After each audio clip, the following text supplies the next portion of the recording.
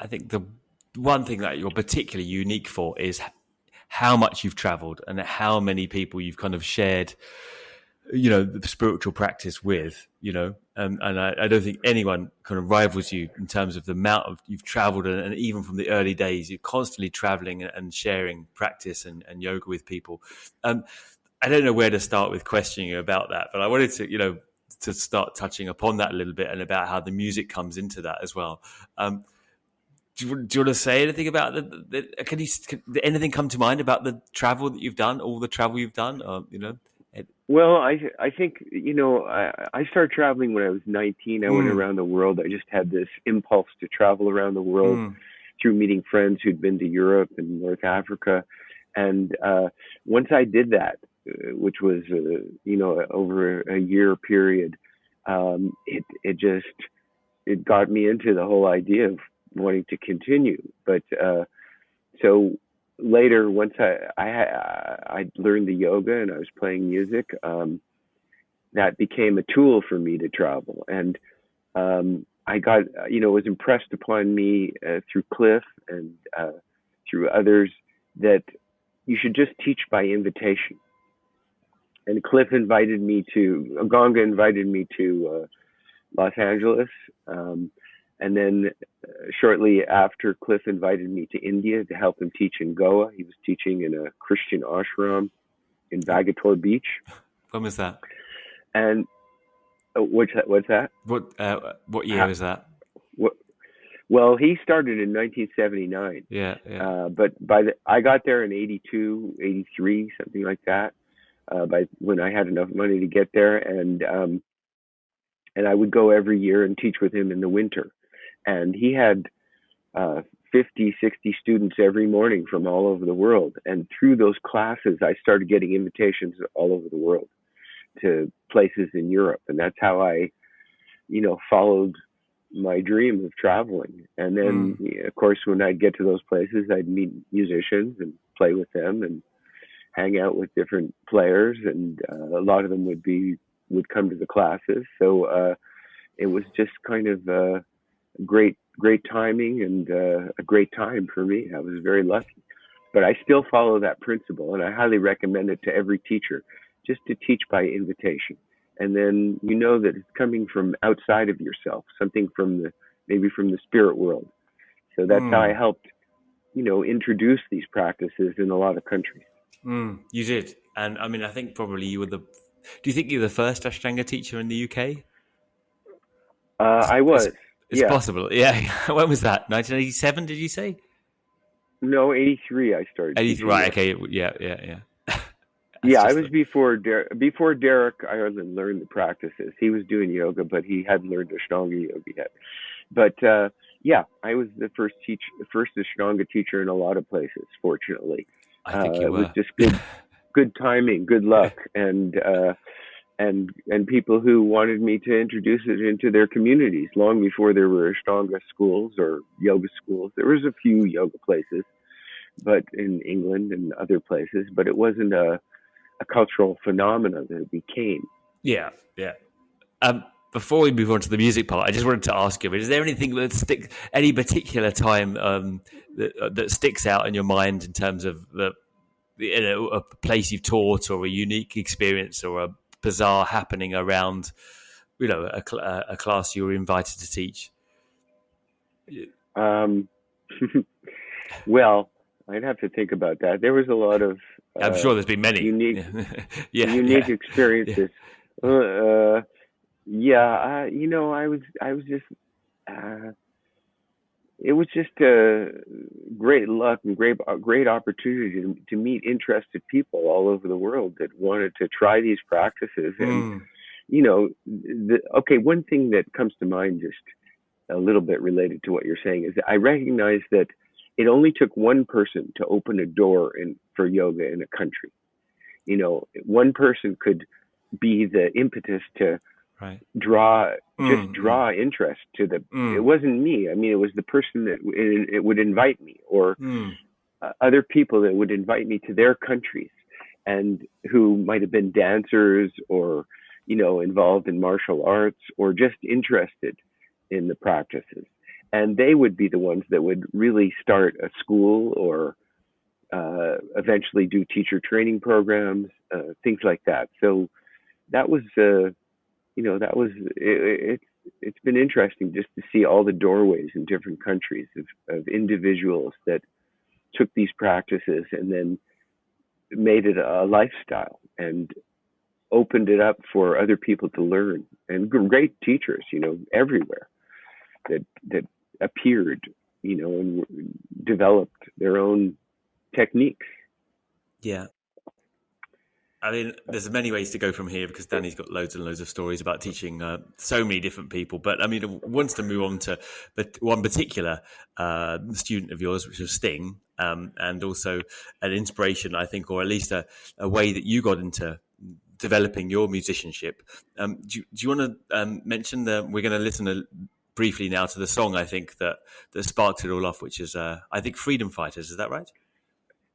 Yeah, it's I just thinking about how one song can impact a world. I mean, you've heard songs on the radio that are world renowned that change people's perception or gave incredible information or excitement and stimulation to people. But this song isn't known by people all over the world, but I think it changed the world because I wrote Freedom Fighters in Goa in my first season there. We were meeting all these Afghani freedom fighters who had been fighting the Russians. And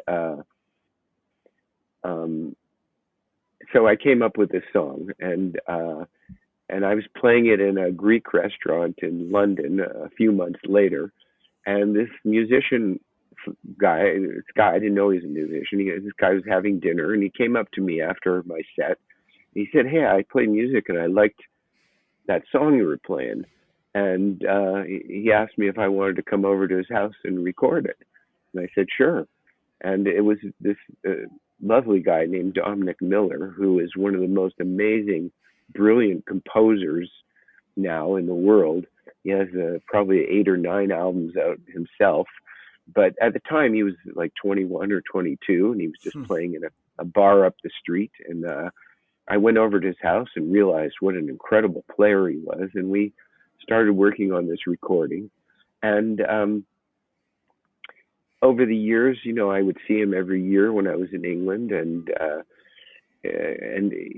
we would do different recordings. And I invited him to Egypt, and he helped me record there. Somebody gave me a little money, and I had enough to get a recording studio together in Cairo. And Dominic came for a month on 2-week trips, and I started teaching him yoga.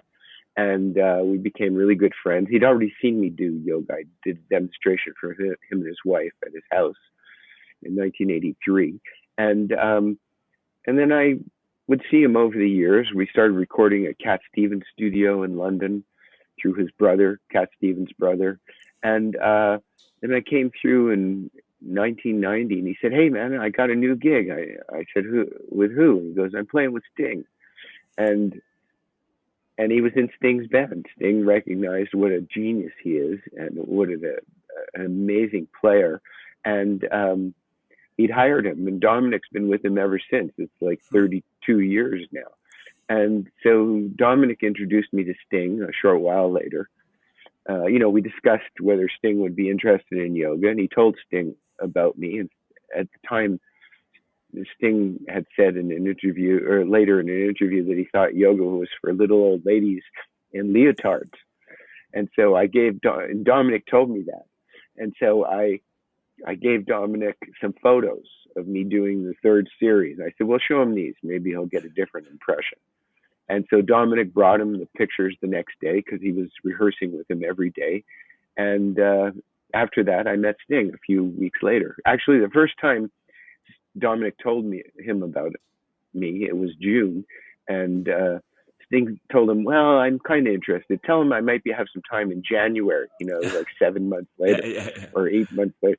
So that's when I gave him the pictures, because I realized nobody knew about Ashtanga yoga or the depth of the practices. So And then after Sting saw the pictures the following day, he wanted to meet me, and so we arranged a meeting a short while later, and I started teaching him. He liked it right from the beginning, and I recognized the importance of teaching him because he was a world figure, and I knew if he learned it and got into it, it could reach a lot of people, which is what happened.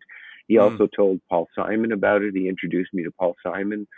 Madonna came to a class I was doing with Sting in New York a couple of years later, and she wanted to learn, and so that was a doorway for her. And Sting introduced me to John McEnroe, and I started teaching him, and I started teaching Sting's band.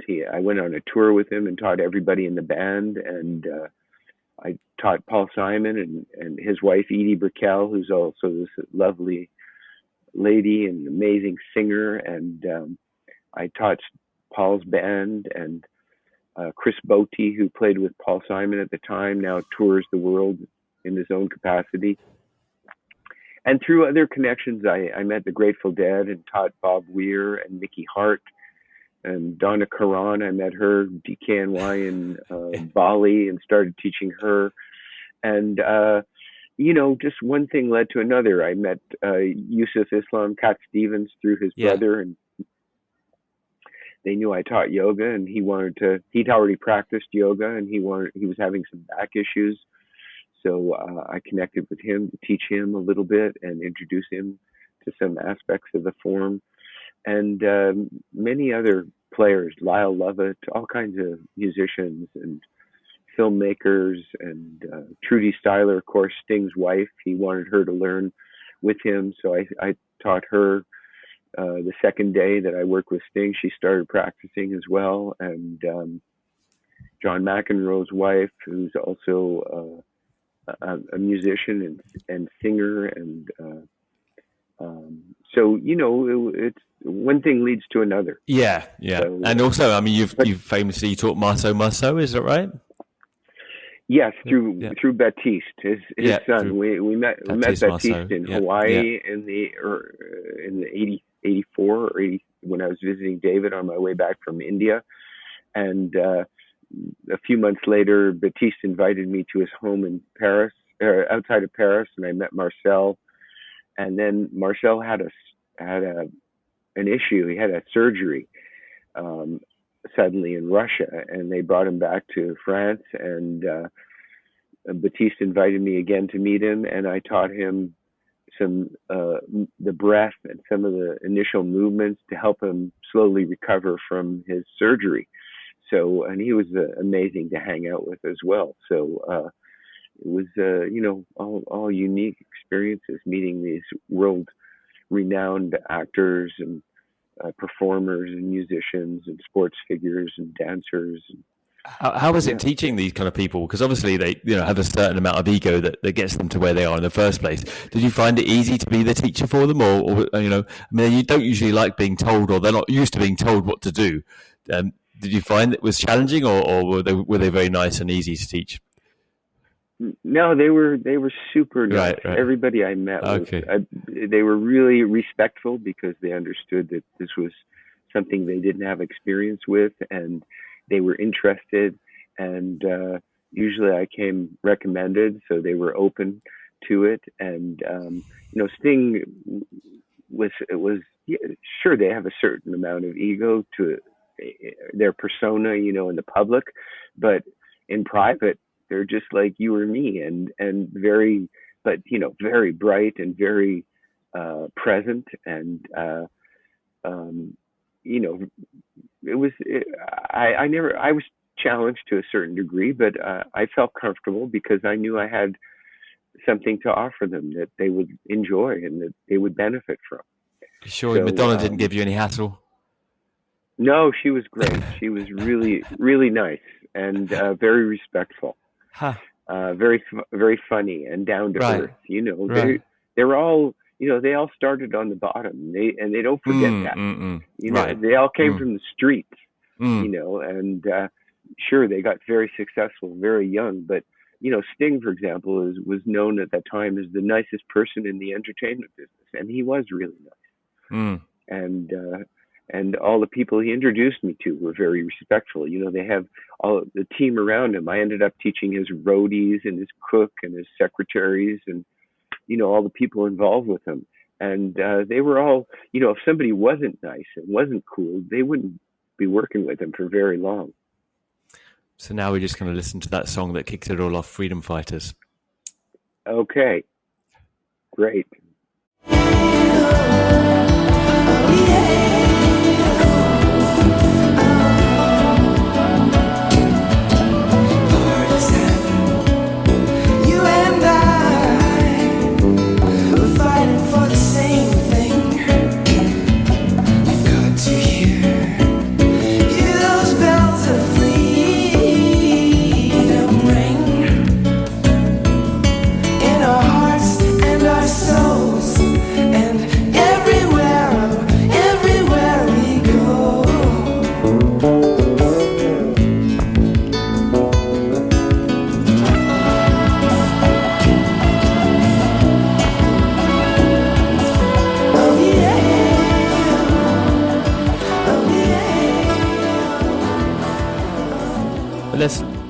Let's talk a little bit about Love Will Rescue You. So the next song that we're going to talk about of Danny's is Love Will Rescue You, which has a beautiful message around it, actually.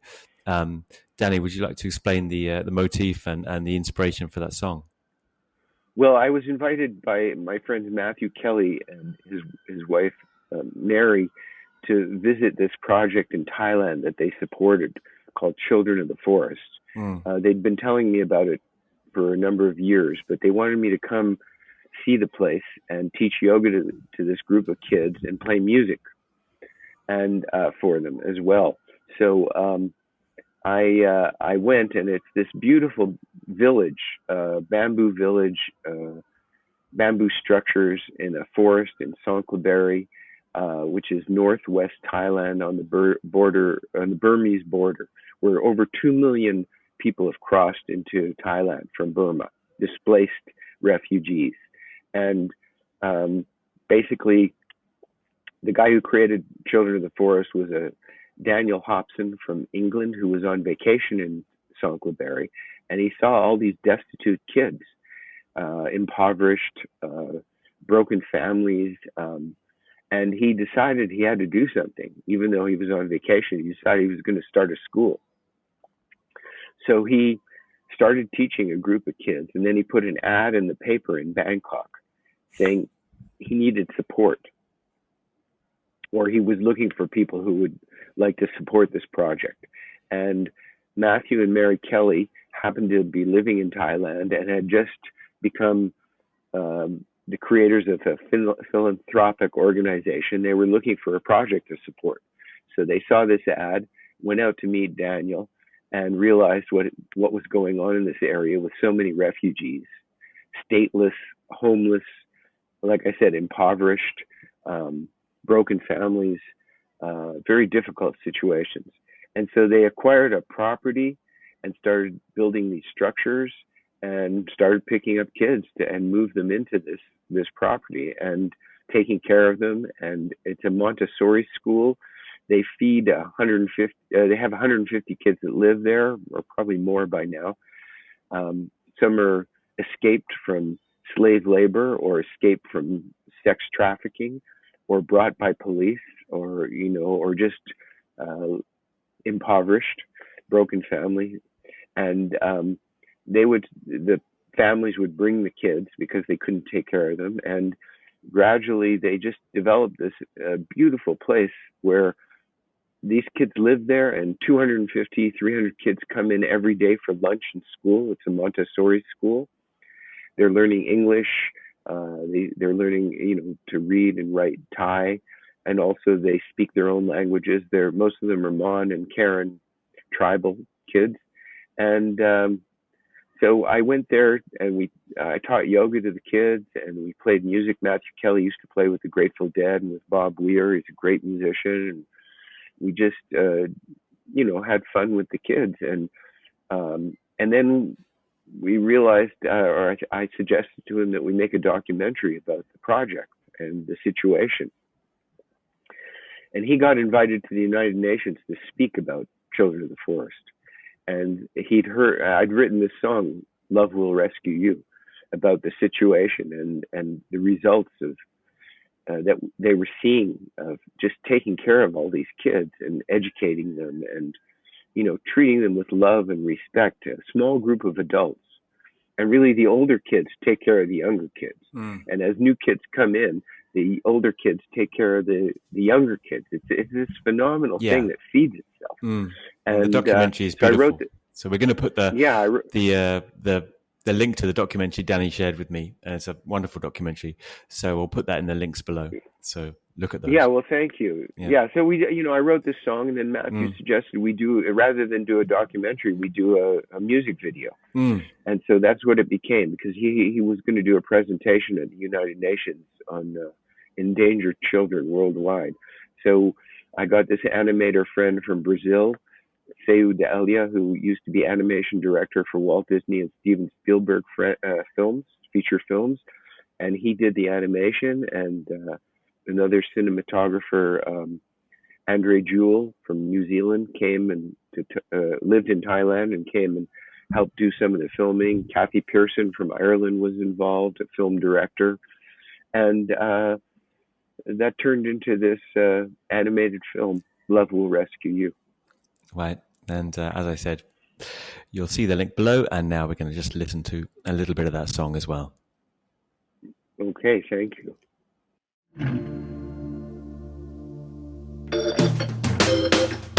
Under cover of night, this boogeyman is real. Doesn't care what you dream, doesn't care what you feel. Someone's going to steal a life today.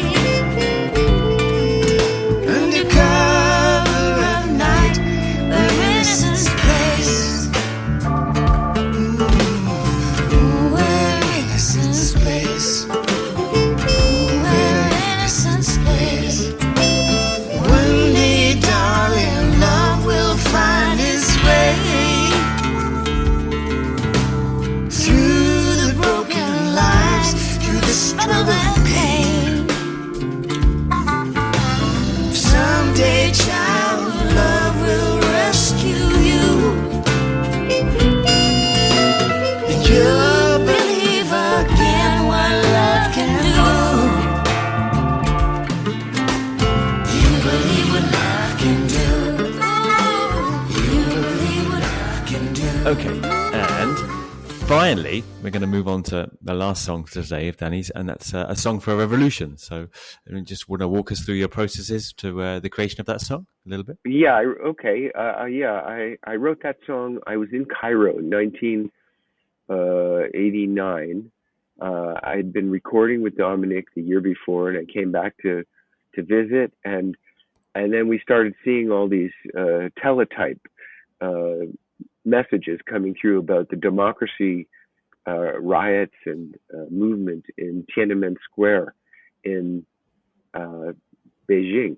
And I just started coming up with this idea for the song. And I was kind of singing it to myself on the street one day, and this amazing thing happened. I was standing on the street, and this goat ran out of somebody's house and ran right up beside me, and the goat had been shaved.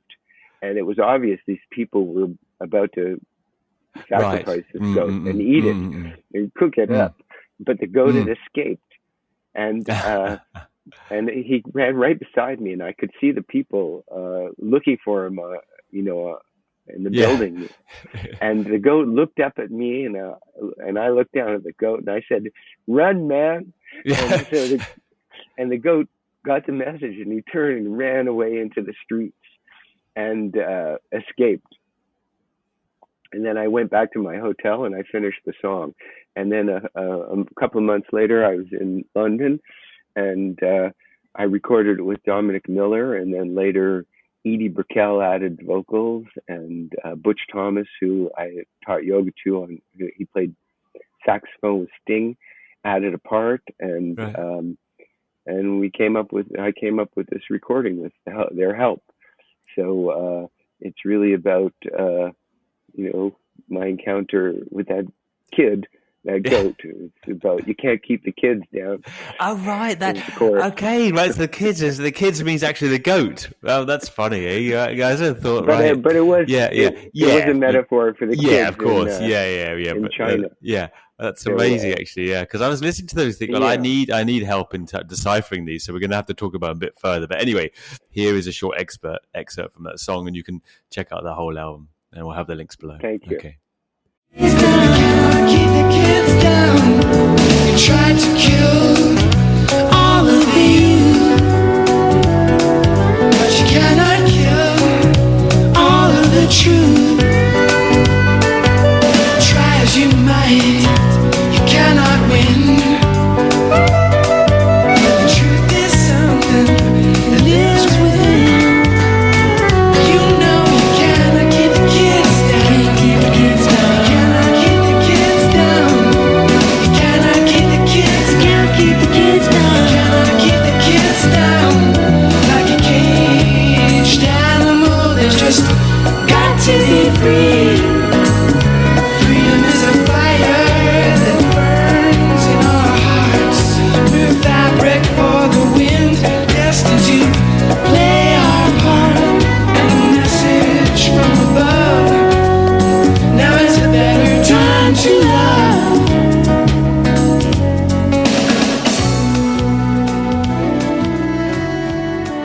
All right. And finally, I suppose I wanted to ask you, and listening a lot more to your music generally, really, after listening to those specific songs, what influences, the musical influences, have been particularly strong on you over these years? Because it was wonderful music, and I totally recommend everyone to have a little listen to a bunch of albums that Danny's done.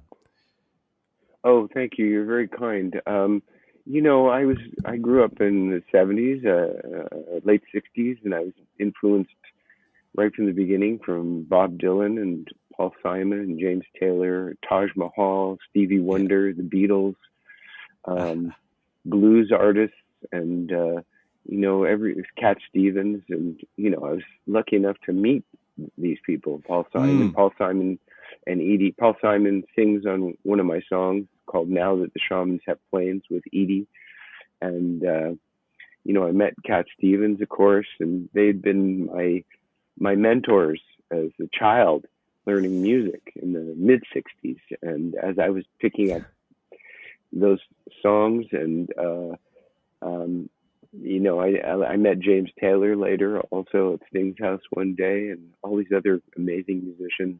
Of course, I didn't mention I taught Graham Nash also in Kauai, and his music and Crosby, Stills and Nash and Young were influences. So all these artists, and when I was growing up, had very powerful impact on me. Yeah, and so they inspired me to write songs and learn their songs. And my teacher that I mentioned to you earlier helped me learn, taught me several of the songs by Bob Dylan and Paul Simon. So I learned the techniques through their work, and James Taylor as well. And so all those people had an influence on me. I mean, you just had such an incredible life, and we've had a couple of conversations already, and I just kind of keep wanting to have more conversations with you to learn, more of these stories. Really, right? This is just, just awe-inspiring. The kind of different world views that you've had over the years. Just to wrap off the interview, I suppose. Is there anything else that you want to do in life now? I mean, you're, I suppose, probably 60 or over. I mean, what are your aspirations for the future? what haven't you done yet? What was still on the agenda to tick off? Well, I still want to keep playing music and traveling and meeting people. And I teach a little less now. I'm not so extreme in moving around, but I still follow invitations. There's places I haven't explored. I want to go to Colombia at some point soon. I know it's an amazing country. I want to go back to Brazil. I've been very lucky. I've been able to live in nature and receive the benefits of living in nature, and when I'm not traveling. And I'm going to continue doing what I do. I love teaching, and it's a privilege to be able to travel. It's a privilege to be able to teach yoga and receive these invitations. So I will continue, I hope. I want to record some more and write some more songs and explore some more music. I like to work on my own practices, and I need time for that, and time away from traveling, because traveling, as you know, can take it out of you. It's good for you young people. I still feel pretty young. By the way, I wanted to mention one thing I was thinking of. Yeah. You made me think about, you know how there's this meme in Ashtanga yoga that it's only for adolescents, right? Right. It's for kids. But I think I can dispute that. I'm still practicing yoga, Ashtanga yoga. So maybe what it means is that if you keep doing yoga, you'll remain an adolescent your whole life. For good and for bad. And you mentioned you're still practicing advanced series as well. I That's do part elements of your practice, right? Okay. Yeah, I don't get so extreme in some of the more deeper stretches, but I've done that. But I do elements of third and fourth series still in my practice. Wow. And second also. Yeah. There's no easy way to wrap up an interview with you. I mean, I could carry on over and over with this, but I appreciate you inviting me. It's great. Oh, man. Thank you so much. One day we're gonna meet in person. We almost did in Thailand recently, but I think we just missed each other. Danny, just to wrap up, I often ask a couple of questions, and I have different questions in mind. And do you have one place that sticks out as your favorite place that you visited? I know it's surely hard to pick one particular place, but I like Southeast Asia, India, of course, Laos, Thailand. I love Brazil. I like so many places all over the world. Tanzania, South Africa, Czech Republic, Portugal. There's every country has unique culture and beautiful people and phenomenal natural environments. I do a retreat in Thailand every year at this phenomenal place, the jungle, on a remote lake in southern Thailand. At the end of January, I've been doing that for about 15 years. I like to do retreats in places that blow people's minds because of the power of nature. So that's what I try to do. I try to pick places like in Crete. Also, is one of the phenomenal places I teach at Yoga Rocks. When the place strikes me, and because of the beauty and the power of nature, then I usually return, and that's why I love to draw people to the place in Thailand, the place in Crete. That's one place in the world. Is where Derek originally taught it. It was called the Practice Place originally. Yeah, and that's right. I learned there and I practiced there. Yes, exactly. Right. So it's a beautiful place, and you can catch Danny there this coming year, I believe.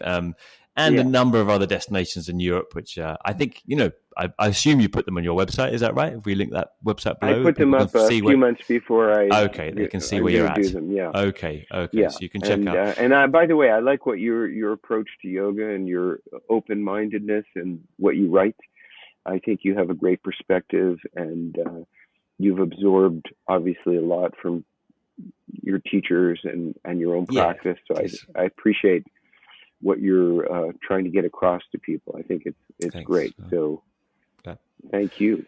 Well, that means a lot coming from you. Thank you, Danny, and thanks for spending the time with us to share what is an incredible journey. And I hope I can kind of pigeonhole you again, or I don't know how better to say, to kind of get you again at some point so we can have another chat, because I think there's more to say. But on behalf of everyone, thank you so much for spending the time with us today.